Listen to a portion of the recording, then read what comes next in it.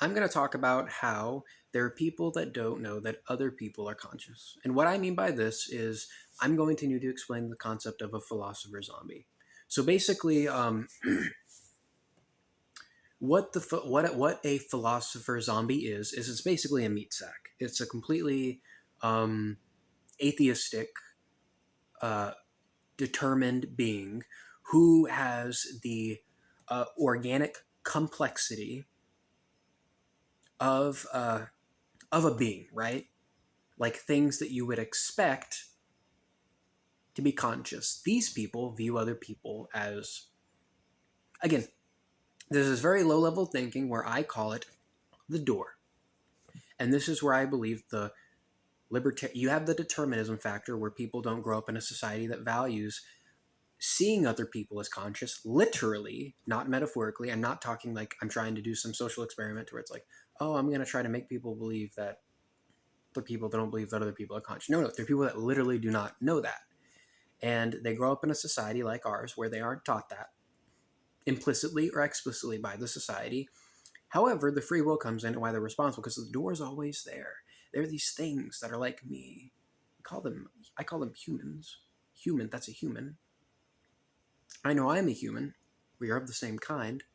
Why don't I ever think maybe it like thinks, feels, and does things like me? Like in the same way, you have one toy uh, stormtrooper has a little rocket thing in it that in its gun that shoots.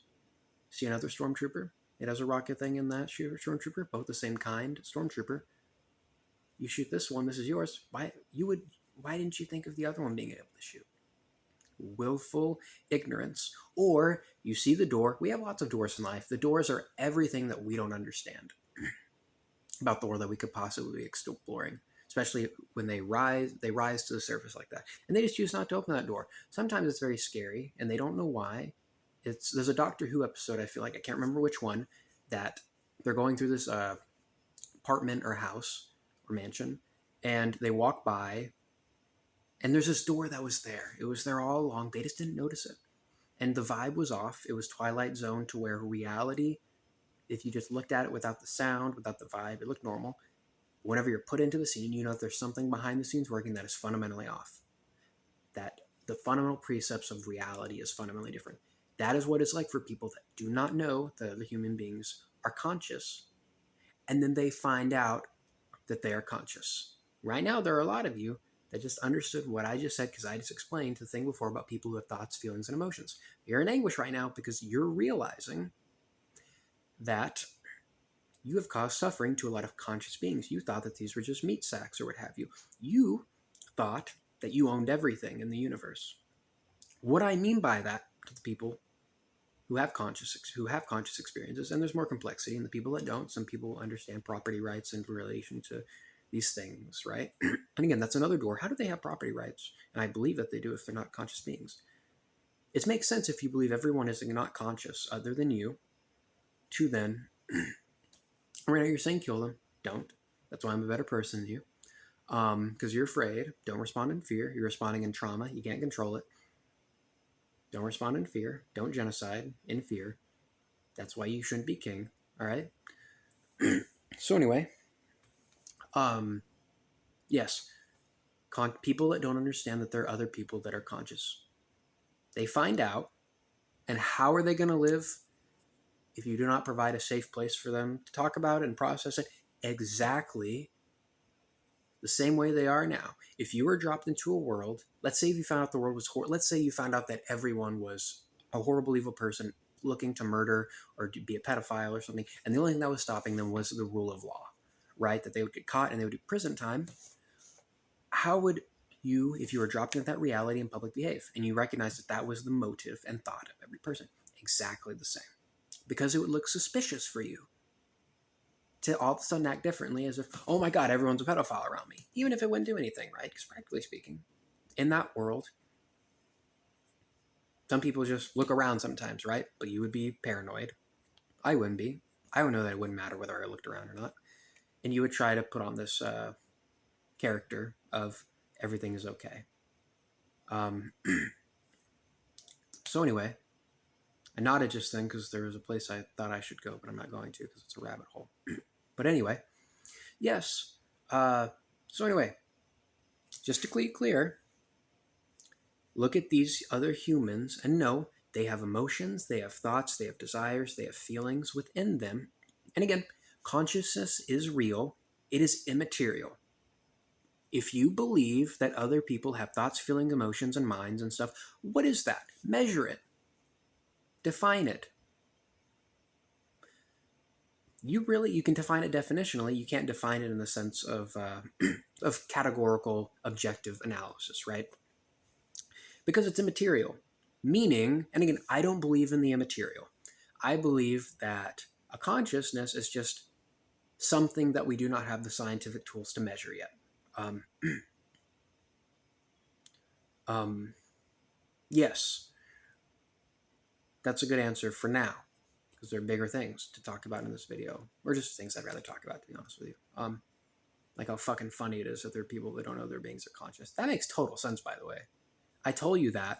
Think about your spouse, think about other people, and look at them through that libertarian free will, logical, and also information that they should have that they ignore or don't have.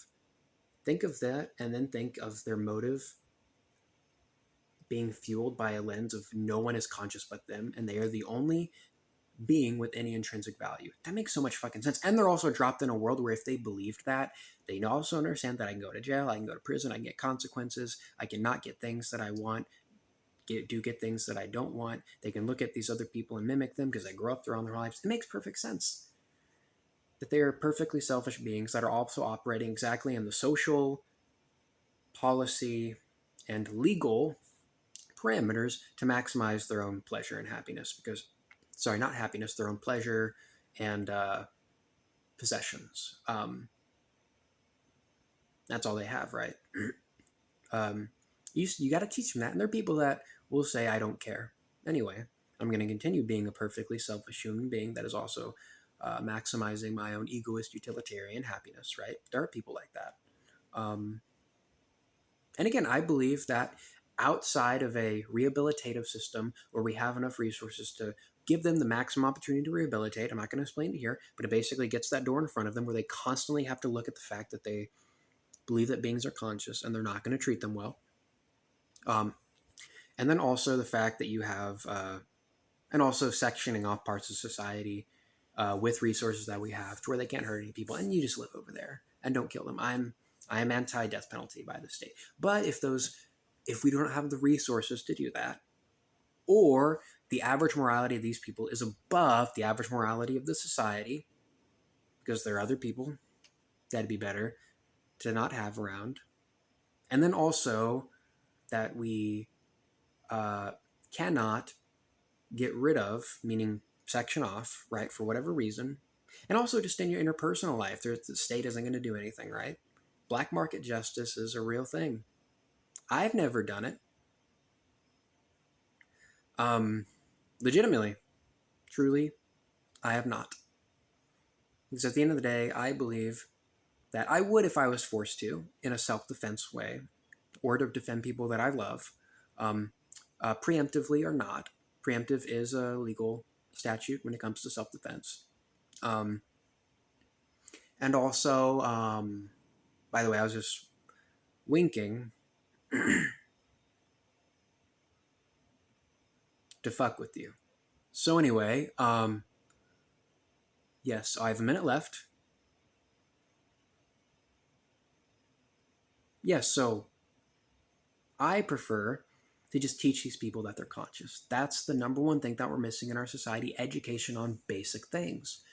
There are people who you can do lie detector tests, do the advanced ones, not the ones from the fucking 1930s, invent that shit if you don't have that shit. All right? And then also, there's detective training. CIA uses it, and I believe the FBI uses it to a less extent. That makes it to where, I gotta finish quick, okay. That makes it to where you can actually tell by people's body languages, for lack of a better term, whether they're lying or not. Just use those two things on them and ask, do you believe people are conscious or not? Like this other thing is conscious. Or did you ever not believe that? And they'll say yes. And we should not do that because then they're going to be subjected as a subclass because they just didn't know. And they should have known. They had the free will to know. It's their fault, but be gracious.